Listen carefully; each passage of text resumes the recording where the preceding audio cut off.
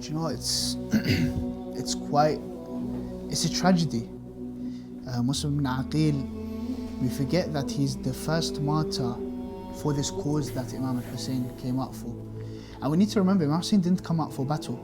See, the whole idea that he sent Muslim Ibn Aqeel was to ensure his family's safety. Because Imam Al Hussein, when he left Medina because they threatened to kill him. He left with his family so that his family do not get harmed to Mecca. Imam Al Hussein stayed in Mecca for 3 months. He didn't stay a day or two. 3 months Imam Al Hussein stayed in Mecca. Until he received those letters from Muslim Ibn Aqeel saying, by the way, I went, I checked, and everyone is actually with you, everyone is there to support you. So come and bring your family. Wow. Then Imam Al Hussein went to Kufa, not to Karbala. And you know, potentially tomorrow we can talk about the journey, because he comes into an incident with Al-Hurr ibn Yazid al-Riyahi, which is what's caused him to divert away from Kufa. Whereas Karbala was not even part of the road. It wasn't even there. Until, of course, but Muslim ibn Aqeel sends that letter. Ubaydullah ibn Ziyad is becoming scared, he's fearful. He tells everyone, listen, there's an army coming from Sham, and that army is going to annihilate every single one of you unless you come back to us. From 10,000 people, only 10 remained during his prayer. And 10,000 is not a small number. It's huge. 10 remained with him to pray Jama'ah in his prayer. He finishes his prayer, he looks around and none of them are left. Everyone's gone. He walks in the streets of Kufa, and another interesting point is that Kufa today is much smaller than it was actually. So you know the house of Taw'a is present day Diwaniyah. So imagine how far Muslim Ibn Aqeel actually walked alone. If he was praying at that masjid and he walked all the way to the house of Taw'a, which is present day Diwaniyah, can you just imagine how much he actually walked all alone, looking for someone to give him a sip of water? It's not a road, it's not 2 roads, it's miles that he walked. Then he reaches by the house of Taw'a. He says to her, can I have some water? He drinks some water. After which Taw'a would say to him, you are standing by my door and it's not appropriate for you to be standing here. He says to her, O lady, would you like to receive the intercession of Amir al-Mu'mineen? She says to him, tell me, who are you? He says, I'm Muslim Ibn Aqeel. Wallah, when I come to think about how one single action from this woman allowed her name to be Khalid for 1400 years. 1400 years because she gave a sip of water to Muslim Ibn Aqeel. She would welcome him in the house. He would have some food. He would wash up. Then he would fall asleep. In his dream he sees Amir al-Mu'mineen Ali ibn Abi Talib, Ja'far al-Tayyar saying, hasten, O Muslim, hasten towards us. Taw'a comes in, he says to, O Taw'a, this is my last day. I have just seen my uncle Amir al-Mu'mineen telling me to hasten. Then it was not long after that, he would spend his night in prayer and in Quran recitation. Not long after that, the hoofs of the horses, he would hear them surrounding the house of Taw'a. He would leave. As he is leaving, she says, you are preparing for battle? He said, I am preparing for that which there is no escape from. O Taw'a, ye have received the intercession of my uncle Amir al-Mu'mineen. Hani'an laha. Subhanallah. He goes out, he fights 400 men, sent by Ubaydullah ibn Ziyad with the leadership of Muhammad ibn al-Ash'ath. He fights them bravely to the extent where Muhammad ibn al-Ash'ath has to send back to Ubaydullah ibn Ziyad that send us more men. He says to them, I sent you to one man and this is what he has done to you. What if I was to send you to another? Meaning Imam Al Hussein alayhi salam. He says to them, أتظن أنك أرسلتني إلى بقال من بقالي الكوفة لقد أرسلتني إلى رجل همام من نسل خير الأنام. Do you think you sent me to a shopkeeper from the shopkeepers of Kufa? You sent me to one of the bravest of men, from the most holy of households. This Muslim Ibn Aqeel we're talking about. He sends him more men. They would surround him from all sides. Imagine to what extent the people of Kufa reached, that they would climb their houses throwing rocks and pebbles at Muslim Ibn Aqeel. He would lean on the wall, and I can only imagine the scene, because it's not a battlefield, we're talking about alleyways. He would lean against the wall of one of the houses. He says, why is it that you throw rocks and pebbles at me? And it's as if I am not from the household of prophethood. Then they would dig a ditch. He would fall into that ditch. They would chain him. When he goes to the palace of Ibn Ziyad, he asks for a sip of water. The cup is filled with blood. They bring him a second, filled with blood. The third, some narrations mention that his lip fell into the water. Allahu Akbar. Because in the battle, Bakr ibn Himran, may Allah withdraw His mercy from him, hit him on the lip. His lip fell into the water. And our khutaba describe as if he turns around and says, if my cousin was to die thirsty, then I will die in the same way. He goes to Ibn Ziyad, he doesn't say salam. They say, do you not say salam to your prince? He says, he is a prince to you, but not to me. Look at the strength of Muslim Ibn Aqeel. He's a prince to you, but not to me. He said to him, whether you send your salam or not, you are going to be killed. He said, someone worse than you has killed someone better than me. He said, then I will kill you a kill that has never happened in the history of Islam. He said to him, who are you, O Ibn Ziyad, and to talk about Islam? So he orders Bakr ibn Himran, the same man, to take Muslim Ibn Aqeel to the top of the palace. Muslim Ibn Aqeel says, can I pray 2 rak'at? He would pray the 2 rak'at, then he would turn around to Medina. He would shout, Ya ibn Ami ya Hussein, ها هم أهل الكوفة قد خانوني وغدروني والآن يقتلوني. These are the people of Kufa, they have betrayed me and now they want to kill me.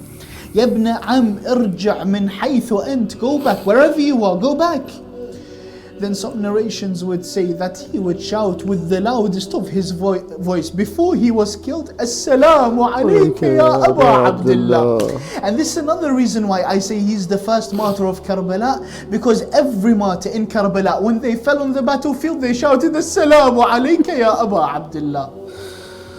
And the first person to say that was Muslim Ibn Aqeel. Bakr ibn Himran would raise his sword and he would hit Muslim on the neck. He would cut Muslim's head. And that wasn't enough for him. He lifted his body and he threw it from the top of the palace. Then he tied Muslims' feet with Hani's feet and they started dragging them like animals through the marketplace of Kufa. And without a head. Imam Al Hussein is in the city of Zarud and he receives this news. He sees 2 Kufans, he says to them, how did you leave Kufa? They said to him, Oh Aba Abdullah, do you want us to summarize or do you want us to explain? He said, no, summarize, tell me the details later. They said, Oh Aba Abdullah, we did not leave Kufa except with the feet and Hani and Muslim tied as they were being dragged in the marketplace of Kufa.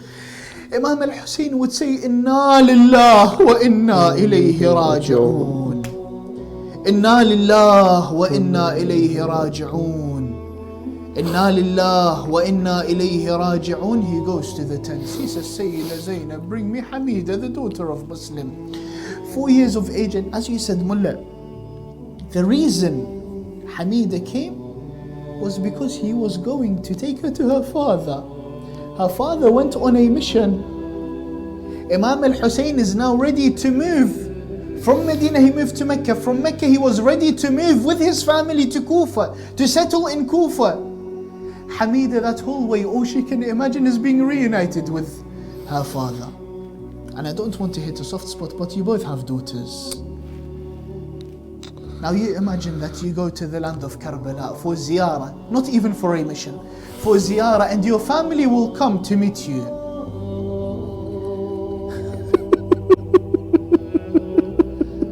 How much do you yearn for that hug? How much do you yearn for that kiss? How much do you yearn for your daughter's voice to say Baba? Imam Al Hussein would place his hand over the head of Hamida. She says to him, "Oh Uncle Hussein, why is it that you are treating me like an orphan?" He says to her, "Oh Hamida, I am your father." Look at the reply of Hamida. Wallah, it kills. She says, "Oh Uncle Hussein, you are the best of uncles and the best of fathers. But how beautiful is it that when I enter the room and I see my father, I say, 'Salam, Father Muslim.'" She was waiting for that. He would tell her, "Oh Hamida, imagine a 4-year-old hearing these words. أعظم الله لك الأجر بأبيك Muslim. My condolences go to you for your father Muslim." Then what I can only imagine such a thing. When she would walk through the exact same alleyways, but this time in chain. Allah. It's as if she says to him, "Oh my father Muslim, just like you, I was put in chain. Just like you, I was hit. Just like you, I came thirsty. Oh Taw'a, tell me, how was my father Muslim?" But then she would leave that city and she would be dragged all the way to Sham for her to witness Ruqayya looking at the head of Abi Abdullah saying, "Aba man alladhi khaddaba shaybatak." Ruqayya still got a chance to see her father even after his killing. However, Hamida would not be able to see her father from the age of 4. أبا من الذي خضب شيبتك أبا من الذي أفضخ جبهتك. Who is the one that drenched your beard in blood? Who is the one that wounded your forehead? أبا من اليتيم. Oh my father, who is there to help the orphan? أبا من للصغير حتى يكبر. Oh my father, who is there to help the young as they are growing? تقول له يا والدي يا والدي يا والدي والله ضيمة أنا صير من صغري يتيمة ثاير الأبو يا ناس خيمة يفي على بناته وحريمه هي والله يفي على بناته